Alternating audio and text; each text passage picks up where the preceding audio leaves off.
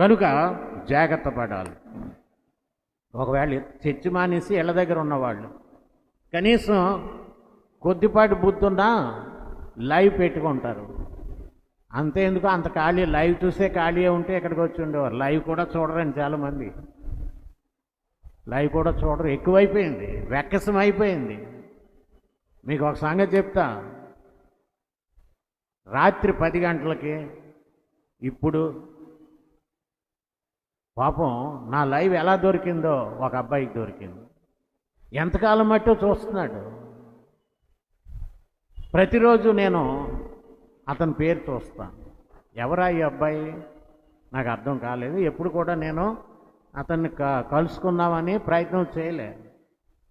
Continue అండి, absent అవడం. 10 గంటలకి లైవ్ పెట్టినా చూస్తాడు. ఈరోజు అతన్ని దేవుడు దర్శించాడు.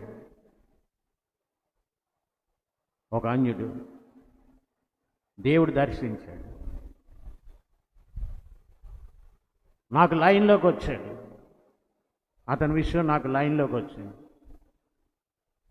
నాకు బాప్తిసం కావాలండి, నేను ప్రభువుని అంగీకరించాను అన్నప్పుడు, ఇదిగో ఈస్టర్కి ఇస్తున్నాను రా. వస్తున్నాడండి. చాలా దూరంలో ఉన్నాడు. ఎంత దూరమైనా వచ్చి ఆ రోజు బాప్తిసం తీసుకుంటాడు. క్రైస్తవులు అయ్యుండి ఈ పక్కనే ఉండి మనకి ఎంత ఎక్కువైపోయిందో చూడండి. లైవ్ ఎక్కువైపోయింది, ఆరాధనలు ఎక్కువైపోయాయి. ఎక్కడో దూరాన్ని ఉన్న ఒక వ్యక్తి ప్రతి దినము లైవ్ చూసి ఎంత బలపడ్డాడు, యేసు ప్రభు శక్తిగల దేవుడని ఎంత తెలుసుకుని కదిలించబడి, మీ లైవ్ చూస్తాను కాబట్టి నేను బాప్తిసం పొందుతాను అన్నాడు. అతడు ఎవరు అనే సంగతి నమ్మకమైన ఒక విశ్వాసి ద్వారా డిక్లేర్ అయ్యింది. తెలుసునా? అతడు ఈస్టర్కి వస్తాడు, బాప్తిసం పొందుతాడు. ఎంత దూరంలో ఉన్నా సరే. ఇలాగ ఎంతమంది చూస్తున్నారో, ఎంతమంది ప్రభు వారిని దర్శిస్తున్నారు.